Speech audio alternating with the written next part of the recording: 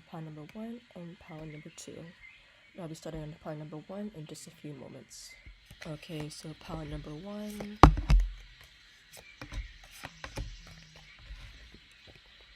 So we have Ace of Arrows, the Breath of Life. So this is saying that the situation that you're in, or whatever that you're dealing with, or whatever is draining your energy is something that's pulling you away from what you want to do. Maybe it's pulling you into a different direction, or maybe it's just preventing you from moving at all. I feel like most of you have an idea of what this is, but if you don't, or if you're questioning it, it's something that's really making you feel trapped. You could be dealing with someone or people, whether this is a relationship, a work environment, or even your friends. I'm not saying that these people are toxic for a lot of you, but you could be putting more energy into them than yourself. Because we also have this message.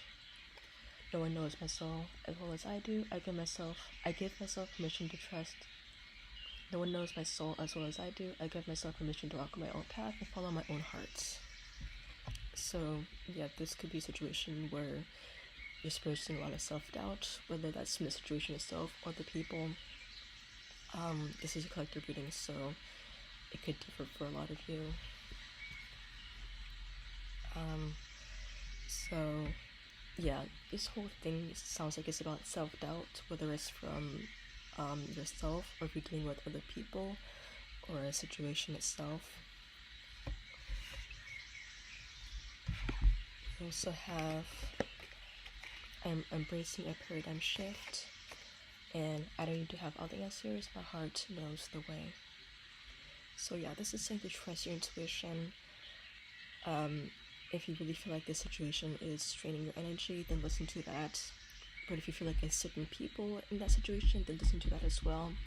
Only you know your own situation.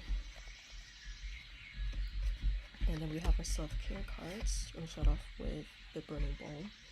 So the Burning Bowl ritual is a way you can kind of release your fears or your doubts. So basically write out all your fears and doubts onto paper, and you burn it and release the energy and just let go of it. And obviously it's not going to be like a one-time thing.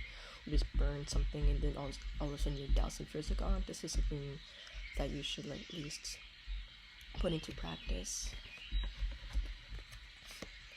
And then we have Connect with Fire and Take It Back. So Connect with Fire, I already see that all these cards have some element of fire in them. Even the Breath of Life. The Breath of Life has smoke, so this is like the fire extinguished.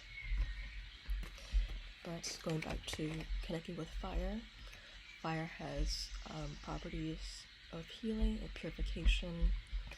So again, releasing that old negative energy and healing yourself. This is somewhat similar. This is more about taking care of yourself, pampering yourself, and really taking time for yourself. Because again, you do want to trust your intuition, not rely so much on other people's energies or their opinions or whatever it is. And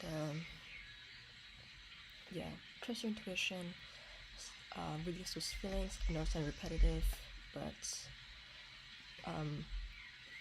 maybe some of you, I feel like this could be some of you, but maybe some of you are kind of like doubting yourself too much, or maybe you're kind of in a position where you have to take that, I guess, charge for yourself, and maybe that's a little bit uncomfortable for you. So this is saying that you do have the intuition, you do have the knowledge and the wisdom that you need to push yourself forward. So we go on to pile number 2. Okay, so this is the Insecurity card. So for this reading, even this is the Insecurity card, this is more about victim mentality. Not victim mentality, but more so the decisions that you're making, but it can turn to a victim mentality for some of you. So these decisions could be influenced by other people, maybe through peer pressure, but it is saying at the end of the day, you are making these decisions. So this figure here, the person here, they're kind of in this woe is me mentality of them putting themselves in these situations, but also kind of like victimizing themselves. That may not be all of you, but some of you kind of have to be honest with yourself there. Technically, you don't have to do anything.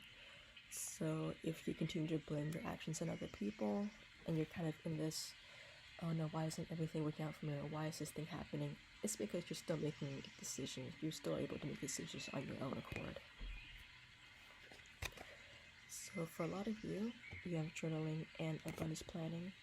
So for a lot of you, you could be making these like decisions that could be rash, or they could just be short-term gratifications because you don't really have a plan or direction, or you're not really organizing your life or whatever it is. So abundance planning, really get your finances in order. Maybe some of you are just being reckless with your money. This could also be a way to start planning out what you want to save up for. So that's a good way too. So journaling, this could be gratitude journaling. This could just be writing about your day or every thoughts. These are just ways to get your thoughts in order and organize yourself and really like kind of brainstorm what you really want in your life.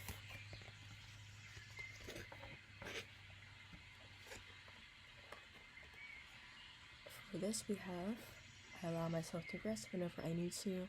Rest is wildly productive. So this is less about rest, even that's important too, but this is more about you don't have to put a lot of energy into things that don't really matter. You can conserve your energy, save your energy for things that do actually matter, instead of putting yourself in these situations where you're just, a victim all the time. And some of you may not be like self-victimizing yourself, but at the same time, be honest with yourself. So yeah, conserve your energy. Really look at what is only short-term gratification versus what is beneficial for you in the long run.